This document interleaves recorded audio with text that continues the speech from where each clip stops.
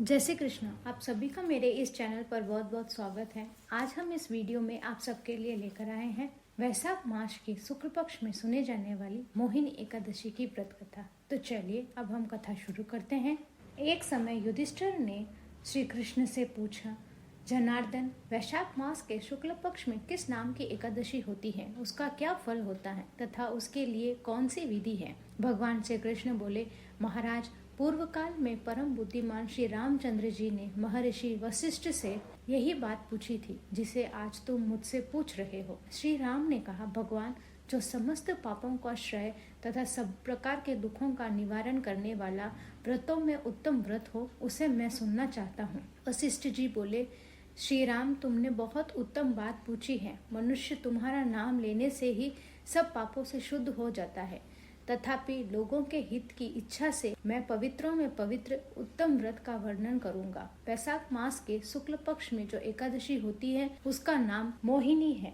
वह सब पापों को हरने वाली और उत्तम है। उसके व्रत के प्रभाव से मनुष्य मोह जाल तथा पातक समूह से छुटकारा पा जाता है। सरस्वती नदी के रमणीय तट पर भद्रावती नामक सुंदर नगरी है। वहाँ धृतमान नामक राजा, जो चंद्रवंश में उत्पन्न और सत्य प्रतिज्ञ थे, राज्य करते थे। उसी नगर में एक वैश्य रहता था जो धन धान्य से परिपूर्ण और समृद्धिशील था। उसका नाम धनपाल था। वह सदा पुण्य कर्म में ही लगा रहता था। दूसरों के लिए कुएं, मठ, बगीचे, पोखर और घर बनवाया करता था। भगवान श्री विष्णु की भक्ति में उसका हृदय अनुराग था। वह सदा शांत रहता था। उसके 5 पुत्र थे, सुमना, द्युतिमान, मेधावी, सकृत और दृष्ट बुद्धि। दृष्ट बुद्धि 5वां पुत्र था। वह सदा बड़े बड़े पापों में ही संलग्न रहता था। जुए आदि बुरे कामों में उसकी बड़ी रुचि थी। वह वैश्याओं से मिलन के लिए ललाहित रहता था। उसकी बुद्धि ना तो देवताओं के पूजन में लगती थी और ना ही पितरों तथा ब्राह्मणों के सत्कार में। वह दुष्ट आत्मा अन्याय के मार्ग पर चलकर पिता का धन बर्बाद किया करता था। एक दिन वह वैश्या के गले में बांह डाले चौराहे पर घूमता देखा गया। तब पिता ने उसे घर से निकाल दिया तथा बंधु बांधवों ने भी उसका परित्याग कर दिया। अब वह दिन रात दुख और शोक में डूबा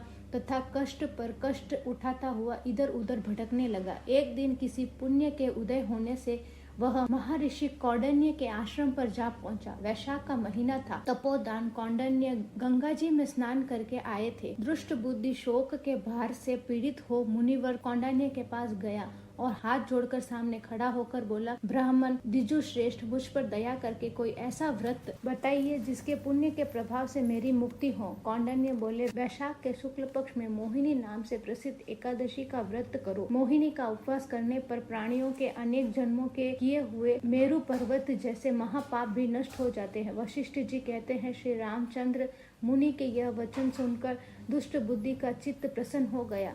उसने कौंडिन्य के उपदेश से विधि पूर्वक मोहिनी एकादशी का व्रत किया। नृप श्रेष्ठ, इस व्रत के करने से वह निष्पाप हो गया और दिव्य देह धारण कर गरुड़ पर आरूढ़ हो सब प्रकार के उपद्रवों से रहित श्री विष्णु धाम को चला गया। इस प्रकार यह मोहिनी एकादशी का व्रत बहुत उत्तम है। इसके पढ़ने और सुनने से सशस्त्र गोदान का फल मिलता है। जय श्री कृष्ण। अगर आपको मेरी ये कहानी अच्छी लगे तो इसे लाइक करें, शेयर करें और मेरे इस चैनल को सब्सक्राइब करना बिल्कुल ना भूलें।